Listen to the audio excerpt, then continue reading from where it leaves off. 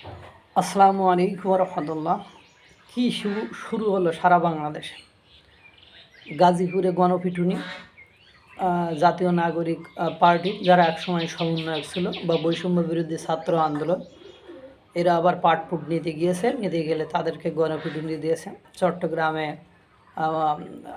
মামলাকারীদের উপর হামলা এবং কুষ্টিয়াতে থানায় যে ওসিকে বদলির জন্য সমন্বয়করা হুমকি দেয়।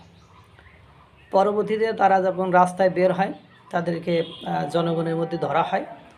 পকেট চেক করে দেখা যায় পকেট থেকে রিভলভার, গুলিসহ রিভলভার পাওয়া গিয়েছে এবং আরও অনেক কিছুই তার কাছ থেকে পাওয়া গিয়েছে। পরবর্তীতে জনগণ তাদেরকে ইচ্ছামতো গণপিটুনি দিয়েছে।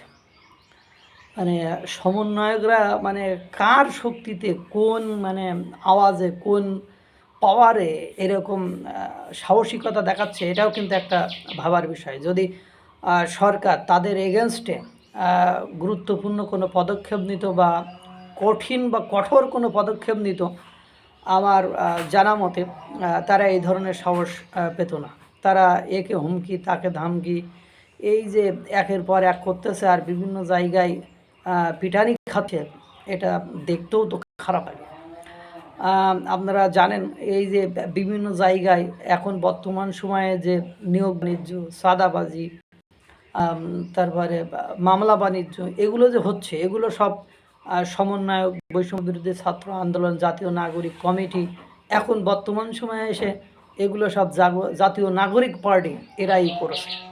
আপনারা বিভিন্ন সময় বিভিন্নভাবে দেখছেন। তাহলে এরা নাকি নতুন রাজনৈতিক বন্দোবস্ত চালু করবে। তো নতুন রাজনৈতিক বন্দোবস্ত বলতে কোনটাকে বোঝায়? যে এই দুর্নীতি করা, একে হুমকি, ওকে ধামকি, এর কাছ থেকে টাকা আদায়, ওর কাছে ওকে মানে জিম্মি করে তাকে আওয়ামী লীগের দোসর বলে, দালাল বলে বিভিন্নভাবে মানুষের কাছ থেকে টাকা পয়সা আয় করে খাওয়ার নামই কি নতুন রাজনৈতিক ব্যবস্থা?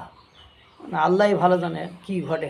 আল্লাহ তাআলা সকলকে ভালো রাখুক, সুস্থ রাখুক। আসসালামু আলাইকুম ওয়া রাহমাতুল্লাহ।